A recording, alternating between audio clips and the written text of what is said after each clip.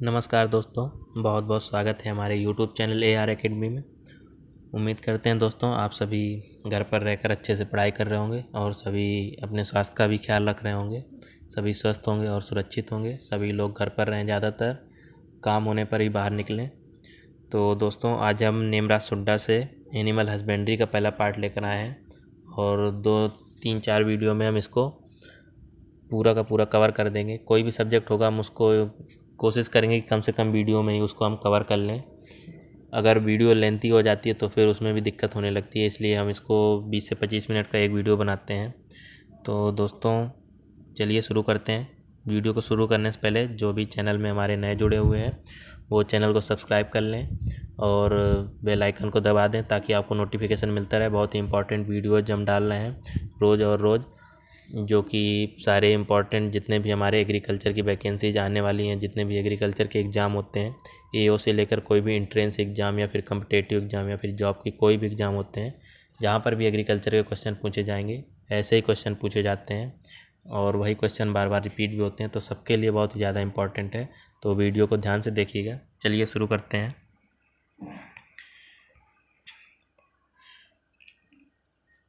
तो सबसे पहले कैटल डिजीज दैट इज, थोड़ा मिसटाइप ही है, translocated to man is anthrax. तो ऐसी कौन सी डिजीज है कैटल डिजीज जो कि मैन में भी हो सकती है या फिर मनुष्य से जानवरों में हो सकती है या फिर जानवर से मनुष्य में हो सकती है, तो वो डिजीज है हमारी एंथ्रेक्स। नेक्स्ट है cow's milk is light yellow और creamy in colour due to carotene. तो जो गाय का मिल्क होता है वो हमारा कैसा होता है, लाइट येलो होता है, थोड़ा सा क्रीमी होता है। वो किसकी वजह से होता है, वो होता है कैरोटीन की वजह से। नेक्स्ट है the milk is white in colour due to the presence of casein. और जो बफेलो मिल्क होता है, अगर भैंस का मिल्क होता है आपने देखा होगा तो वो सफ़ेद होता है, लेकिन वहीं अगर गाय के मिल्क की बात करें तो वो थोड़ा सा क्रीमी होता है, पीले कलर का होता है। तो पीला तो होता है कैरोटीन की वजह से, और जो भैंस का मिल्क होता है वो सफ़ेद होता है केसिन की वजह से। ये दोनों हमारी एक प्रोटीन है, कैरोटीन प्रोटीन और केसिन प्रोटीन। नेक्स्ट है the carbohydrate of sugar constituent of the milk. तो जो कार्बोहाइड्रेट होती है या शुगर कॉन्स्टिट्यूएंट होता है मिल्क का, वो क्या होता है, लैक्टोज होता है। लैक्टोज शुगर पाई जाती है किसमें, मिल्क में। नेक्स्ट है मिल्क डिफिशियंट इन एलिमेंट। तो मिल्क को एक प्रकार से क्या कहते हैं, बैलेंस फूड कहते हैं या संतुलित आहार कहते हैं, जिसमें सारे न्यूट्रिएंट्स पाए जाते हैं। लेकिन एक न्यूट्रिएंट्स होता है जो है आयरन हमारा, उसकी क्या होती है, मिल्क में भी डिफिशियंसी होती है। आयरन जो है हमारे मिल्क में भी कमी होती है और उसमें भी नहीं पाया जाता है। नेक्स्ट है the state which is second in milk production. Milk production में सेकेंड कौन है, वो है राजस्थान। और मिल्क प्रोडक्शन में फर्स्ट कौन है, milk production is maximum in Uttar Pradesh. UP जो है वो मिल्क प्रोडक्शन में फर्स्ट स्थान पर है, वहीं राजस्थान सेकेंड स्थान पर है। नेक्स्ट है fat globule in the milk are in the form of. तो जो फैट ग्लोब्यूल होती हैं, जो वसा गुलिकाएँ जिन्हें कहते हैं, वो किस फॉर्म में होती हैं हमारी मिल्क में, तो वो होती हैं इमल्सन फॉर्म में, इमल्सी फॉर्म में। और protein present in the milk is in the form of colloidal. तो बहुत ही इंपॉर्टेंट क्वेश्चन है दोनों, कि प्रोटीन किस फॉर्म में पाया जाता है, कोलाइडल फॉर्म में तो प्रोटीन पाया जाता है, लेकिन जो हमारा फैट है वो किस फॉर्म में पाया जाता है, वो इमल्सिव फॉर्म में पाया जाता है। नेक्स्ट है lactose and minerals are present in the milk in the form of. और लैक्टोज और मिनरल्स जो होते हैं वो हमारा सॉल्यूशन फॉर्म में पाया जाता है। मीन्स लैक्टोज क्या है, हमारी कार्बोहाइड्रेट है। तो यहाँ पर ये भी पूछा जा सकता है, इस तरह से भी क्वेश्चन पूछा जा सकता है कि कार्बोहाइड्रेट मिल्क में किस फॉर्म में पाई जाती है, तो वो हमारा पाई जाती है सॉल्यूशन के फॉर्म में, क्योंकि लैक्टोज हमारी कार्बोहाइड्रेट है, या इसी को शुगर भी कहा जा सकता है। नेक्स्ट है milk is the poor source of. तो मिल्क किसका पुअर सोर्स है, अभी हमने बताया किसका, आयरन का। वहीं इसके साथ ही विटामिन सी भी मिल्क में नहीं पाई जाती है। नेक्स्ट है India ranks first in the production of carpet wool. जो कारपेट वूल होती है उसके प्रोडक्शन में इंडिया पहले नंबर पर है। नेक्स्ट है best crop for silage making. जो साइलेज मेकिंग होती है, साइलेज एक प्रकार से प्रिजर्व कर लेते हैं हम घास को, किसके लिए, नेक्स्ट सीजन के लिए या उस टाइम के लिए जिस टाइम पर वो हमें नहीं, जैसे मेज का सीज़न होता है, मेज के सीजन में तो हम उसको फूड के रूप में हम जानवरों को दे सकते हैं, लेकिन जब मेज का सीज़न ख़त्म हो जाएगा तब हम जानवरों को कैसे दें, तो एक प्रकार से उसको हम क्या कर लेते हैं, प्रिजर्व कर लेते हैं। वो हमारा कहलाता है साइलेज, और उसके लिए सबसे अच्छी क्रॉप है मेज। इसमें क्या करते हैं, एक प्रकार से गड्ढा बनाकर इसको क्या कर देते हैं, काट कर ढक देते हैं, जिससे इनका क्या होता है, डिकम्पोजिशन नहीं होता। और ये उसी तरह बनी होती है, जब हम इसको खोलते हैं तो फिर जब सीजन में खोलते हैं जब मक्का नहीं रह जाता, क्रॉप नहीं रह जाती खेत में, तब हम इसको चरी के रूप में यूज करते हैं। नेक्स्ट है टेम्परेचर फॉर आर्टिफिशियल वेजाइना, जो हम आर्टिफिशियल इंसेमिनेशन करते हैं, जानवरों का आर्टिफिशियल इंसेमिनेशन करते हैं विदाउट बुल, मीन्स बिना साँड़ के हम करते हैं। डॉक्टर जो हमारा इंसेमिनेशन करता है तो आर्टिफिशियल वेजाइना का यूज होता है। उसका जो है टेम्परेचर कितना होना चाहिए, तो वो होना चाहिए 42 डिग्री सेल्सियस। किस टेम्परेचर पर इसका इंसेमिनेशन होता है? 42 डिग्री सेल्सियस पर। नेक्स्ट है फर्स्ट क्लोन ऑफ एडल्ट सीप एनिमल कौन सा था? डॉली। तो यहाँ पर ऐसे भी पूछा जा सकता है कि जानवरों में सबसे पहला जो क्लोन है वो किसका बना था? वो बना था सीप का बना था, और उसका नाम क्या था? डॉली। नेक्स्ट है in India wool production is maximum in, तो वूल प्रोडक्शन सबसे ज़्यादा इंडिया में कहाँ होता है? वो होता है राजस्थान में। अगला है disbudding in calf of newborn is done at the age of 4 to 10 days. जो डिसबडिंग होती है, हल्का सा थोड़ा सा कान को काटते हैं, वो हमारा किस एज में कर देना चाहिए? जो न्यू बॉर्न कॉफ होता है उसका किस एज में कर देना चाहिए? 4 से 10 दिन में। हाँ, यहाँ पर थोड़ा ओवरलैप हो गई है टाइपिंग, लेकिन हम आपको बोल कर बता देंगे। चलिए, पहला है swelling due to the collection of gases in rumen of animal is bloat. तो र्यूमन में क्या होता है कि कभी कभी जैसे इंसान को ही क्या होती है, गैस होने लगती है, उसी तरह जानवरों में भी गैस होती है। किस वजह से होती है? कि ज़्यादा खा लेने की वजह से या कुछ ख़राब खा लेने की वजह से क्या होने लगता है, गैसेज बन जाती हैं। तो उनका जो कलेक्शन हो जाता है र्यूमन में, वो हमारा क्या कहलाता है? ब्लॉट। नेक्स्ट है protein content in colostrum of cow. तो कोलेस्ट्रम जो होता है, जैसा न्यू बॉर्न जो काऊ होती है, या जैसे ही वो जन्म देती है, तो जो शुरू का दूध होता है, जिसे हिंदी में हम क्या कहते हैं? खीस कहते हैं। तो बहुत ज़्यादा न्यूट्रिटिव होता है खीस में, कि उसको पचाना काफ़ी मुश्किल काम होता है। और इसी वजह से क्या करते हैं कि शुरू का मिल्क जो है हम सारा का सारा उसके बछड़े को ही दे देते हैं। वो हमारा कोलेस्ट्रम कहलाता है। कोलेस्ट्रम में लगभग प्रोटीन कितनी होती है? जो काऊ का कोलेस्ट्रम होता है, गाय का कोलेस्ट्रम होता है, उसमें 12.8% प्रोटीन, और वहीं बफेलो की बात करें तो उसमें 21.4% क्या होती है? प्रोटीन पाई जाती है। तो बहुत ज़्यादा न्यूट्रिटिव होता है, और भी बाकी के जो न्यूट्रिएंट्स होते हैं वो भी उसमें बहुत ही प्रचुर मात्रा में पाए जाते हैं। नेक्स्ट है जनरली रूमिनेंट है 4 चैम्बर स्टोमैक। तो जनरली क्या होता है, जो रूमिनेंट होते हैं, मीन्स रूमिनेंट का मतलब होता है जुगाली करने वाले जो भी जानवर होते हैं, जो क्या करते हैं, पहले तो खाने को खा लेते हैं। आपने देखा होगा, अगर आप सभी किसान परिवार से होंगे तो जानते होंगे, जो किसान परिवार से नहीं होंगे तो उन्होंने जनरली देखा होगा कि क्या होते हैं, गाय और भैंसें क्या होती हैं, हमेशा मुंह चलाते रहते हैं। तो उसको क्या कहते हैं? जुगाली करना कहते हैं। ये लोग पहले क्या करते हैं कि जो भी इनको खाना दिया जाता है, भूसा दिया जाता है, उसको ये क्या करते हैं, एक बार में ज़्यादा निगल लेते हैं। फिर उसके बाद ये अंदर से उसको ला कर क्या करते हैं? जुगाली करते हैं, चबाते हैं। तो उसे हम रूमिनेंट जानवर कहते हैं। ये सारी ऐसी प्रोसेस जो भी करते हैं वो जानवर हमारे रूमिनेंट कहलाते हैं। और रूमिनेंट जानवर में क्या होते हैं कि उनके जो पेट होता है उनमें 4 चैम्बर होते हैं। जनरली जो स्टोमक होता है 4 चैम्बर का होता है। जैसे कैटल हो गया, सीप, गॉट, सीयर, तो इन सब में 4 चैम्बर होता है। लेकिन जो कैमल ऐसा है, जो ऊँट होता है, एक ऐसा रूमिनेंट जानवर है जिसमें 3 चैम्बर होते हैं। जुगाली ये भी करता है, लेकिन इसका जो स्टोमक होता है वो 3 चैम्बर्ड होता है। नेक्स्ट है milk is rich source of calcium, phosphorus and excellent source of vitamin A. तो जो दूध होता है वो कैल्शियम, फास्फोरस और विटामिन ए का रिच सोर्स है। नेक्स्ट है India is first world milk production. तो जो इंडिया है वो मिल्क प्रोडक्शन में वर्ल्ड में क्या है? पहले स्थान पर है। और किसमें? बफेलो और वूल प्रोडक्शन में भी, कैटल प्रोडक्शन में भी ये क्या है? पहले पोजीशन पर ही है। नेक्स्ट है the world's first in vitro fertilize buffalo calf is Pratham. तो इन विट्रो का मतलब जैसे क्या होता है, हमने आपको बताया था बायोटेक्नोलॉजी में भी कि इन विट्रो का मतलब होता है एक प्रकार से लैब में। तो लैब में जो सबसे पहला फर्टिलाइज बफेलो तैयार किया गया था, या बफेलो का बच्चा तैयार किया गया था, वो कौन सा था? उसका नाम क्या दिया गया था? प्रथम।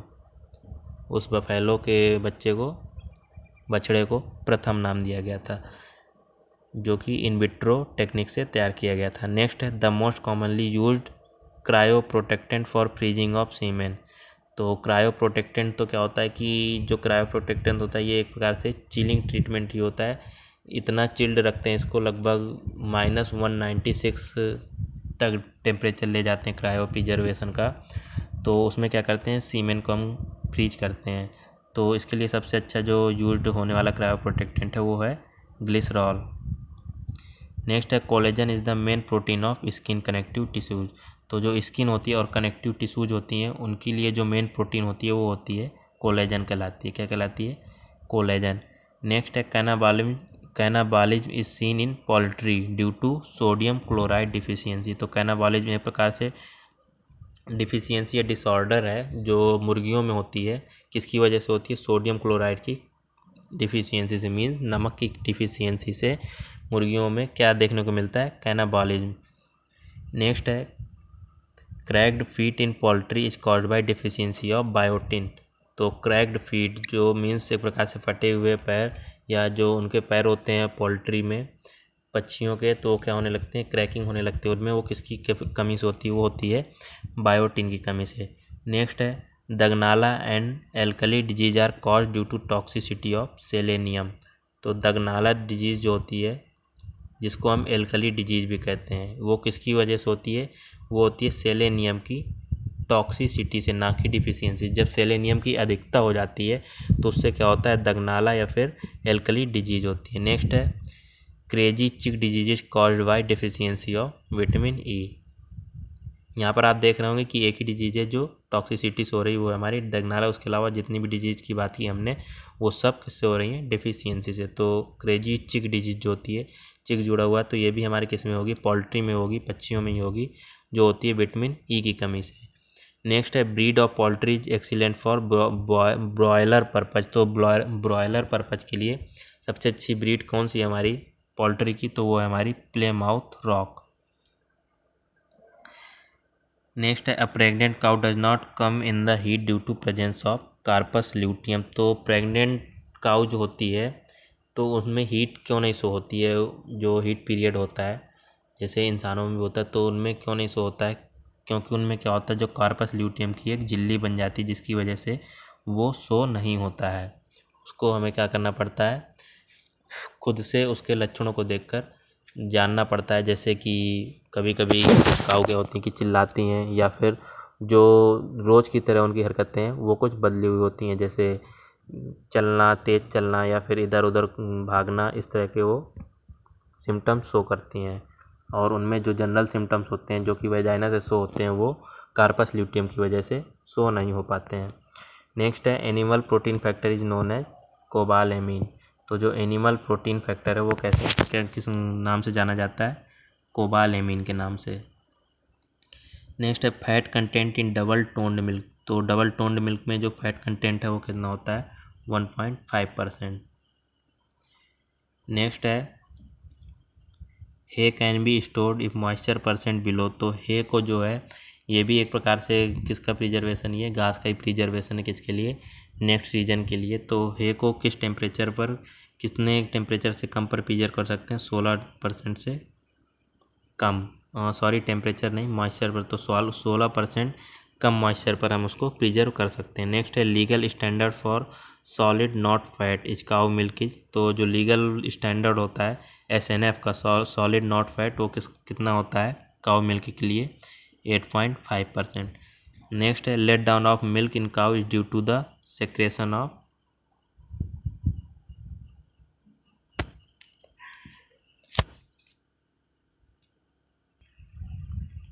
तो जो लेट डाउन होता है मीन्स जो जिस वजह से क्या होता है कि जानवरों में दूध जिससे हम निकालते हैं या जो हमारी ग्लैंड होती हैं, मिल्क ग्लैंड होती हैं, वहाँ तक दूध आता है तो वो हमारा लेट डाउन कहलाता है। वो किस हार्मोन की वजह से होता है?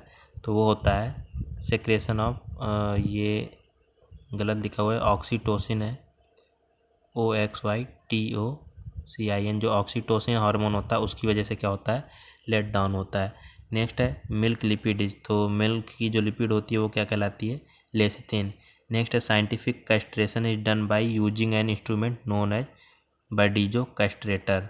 तो जो कैस्ट्रेशन करते हैं या जिसे हिंदी में हम बोलते हैं बधिया करना, जिससे हम क्या करते हैं कि जो मेल होता है उसका जो मेल ऑर्गन होता है उसको हम रिमूव कर देते हैं उससे, ताकि उसका अच्छा डेवलप हो। जब हम किसी मेल काफ को उसको मजदूरी के लिए या जैसे बोझा ढोना या इस तरह कृषि कार्यों के लिए जब हम उसको यूज करना चाहते हैं तो उसको क्या करते हैं, उसका जो मेल ऑर्गन होता है उसको हम रिमूव कर देते हैं। वो हमारा कैस्ट्रेशन कहलाता है। और वो किसके द्वारा करते हैं, बर्डीजो कैस्ट्रेटर से। नेक्स्ट है only essential fatty acid of poultry is. तो जो पोल्ट्री होती है उसके लिए जो इसेंशियल फैटी एसिड है वो कौन सा है, लिनोलिक एसिड। नेक्स्ट है ग्लूकोज प्लस ग्लूकोज। तो ग्लूकोज और ग्लूकोज जो कार्बोहाइड्रेट मिलकर क्या बनाते हैं, डाइसैकेराइड माल्टोज। नेक्स्ट है ग्लूकोज और फ्रैक्टोज मिलकर क्या बनाते हैं, सुक्रोज, जो कि किसमें पाया जाता है, मिल्क में। नेक्स्ट है ग्लूकोज प्लस मिल्क में हमारा पाया जाता है लैक्टोज। ग्लूकोज और गैलेक्टोज से मिलकर बना होता है लैक्टोज, और वो क्या है, मिल्क शुगर। नेक्स्ट है सल्फर कंटेनिंग विटामिन आर। तो ऐसे कौन से विटामिन हैं जो सल्फर रखते हैं, जिनमें सल्फर पाया जाता है, वो है थायमिन और बायोटिन।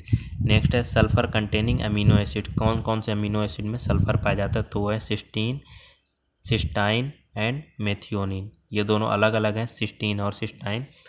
और तीसरा है हमारा मेथियोनिन।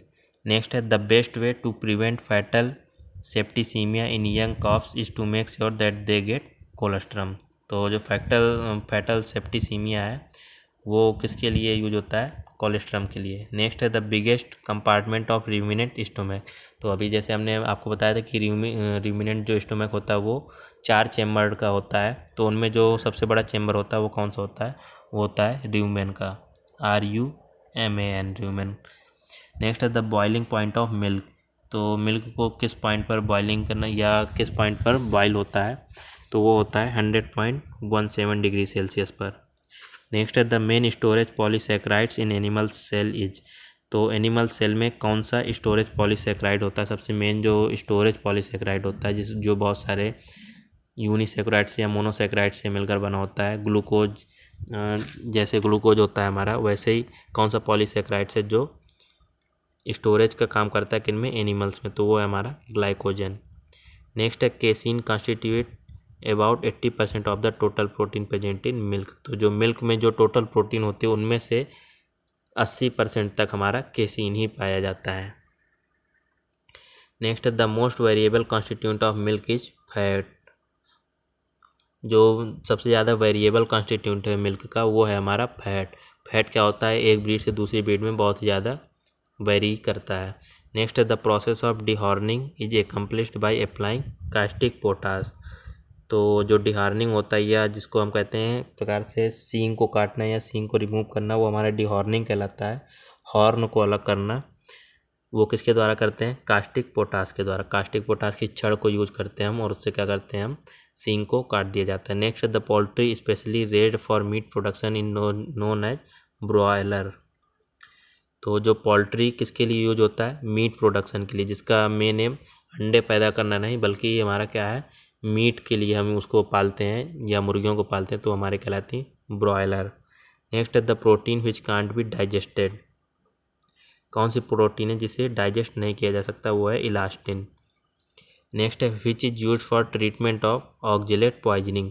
अगर ऑक्जेलेट की पॉइजनिंग हो जाती है तो उसको ट्रीट करने के लिए हम किसका यूज करते हैं, वो यूज करते हैं हम कैल्शियम कार्बोनेट का।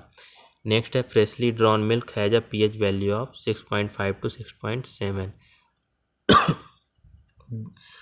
जो मिल्क का pH होता है जब हम उसको लेट डाउन करते हैं या निकालते हैं, तो जो फ्रेश मिल्क होता है उसका pH कितना होता है, 6.5 to 6.7। नेक्स्ट है the disease in which animal aborts or give birth to a death or weak calf is known as brucellosis. तो ऐसी कौन सी ब्रूसेलोसिस में क्या होता है कि एनिमल का या तो एबॉर्शन हो जाता है, मीन्स वो उसका जो गर्भ गिर जाता है, या तो फिर अगर वो बच्चे को जन्म भी देती है तो वो तो मरा हुआ होता है, या तो फिर ये बहुत ही ज़्यादा कमज़ोर हो जाता है जो कि कुछ दिन में फिर मर ही जाता है। मीन्स एक प्रकार से गर्भपात हो जाना क्या कहलाता है, ब्रूसेलोसिस। नेक्स्ट है the deficiency of manganese in poultry cause perosis. तो जो पोल्ट्री में या बच्चियों में अगर मैंगनीज की कमी हो जाती है तो कौन सी डिजीज़ होती है, पेरोसिस। नेक्स्ट है parakeratosis is caused by the deficiency of zinc. जो पैराकेराटोसिस है वो किसकी कमी से होती है? जिंक की कमी से। नेक्स्ट है oxidation of fat is called. Fat का ऑक्सीडेशन क्या कहलाता है? Beta oxidation. नेक्स्ट है protein which is soluble in water and heat coagulable is albumin. कौन सी प्रोटीन है जो वाटर में सॉल्युबल है? तो वो है हमारी एल्ब्यूमिन, और अगर हीट देते हैं तो वो क्या हो जाती है? कोगुलेटेड हो जाती है। मीन्स एक प्रकार से थक्केदार जिसे कहते हैं। कोगुलेशन का मतलब थक्केदार हो जाती है अगर हीट देते हैं, वो है एल्ब्यूमिन। और वहीं अगर उसको हम पानी में डालते हैं तो क्या होती है? घुल जाती है। तो दोस्तों ये पहला पार्ट था हमारा किसका? डेयरी प्रोडक्शन का, एनिमल हस्बेंड्री का। और बहुत जल्द दूसरा पार्ट भी लेकर आएंगे और दूसरे सब्जेक्ट के भी वीडियो लेकर आएंगे नेमरा सुंडा से। जल्दी से जल्दी, जितना जल्दी होगा हम नेमरा सुंडा को कवर करेंगे, क्योंकि बहुत ही इंपॉर्टेंट बुक है। और इसको अगर कवर कर लिया आप सबने तो आपको लगभग 70% से ज़्यादा आपकी तैयारी हो जाएगी एक ही बुक से, मेनली यूपी कैडेट के लिए। तो चलिए दोस्तों, इस सीरीज़ को कंटिन्यू रखेंगे और आप भी इसको देखते रहिए, ज़्यादा से ज़्यादा देखिए, लोगों को शेयर कीजिए। बहुत बहुत धन्यवाद।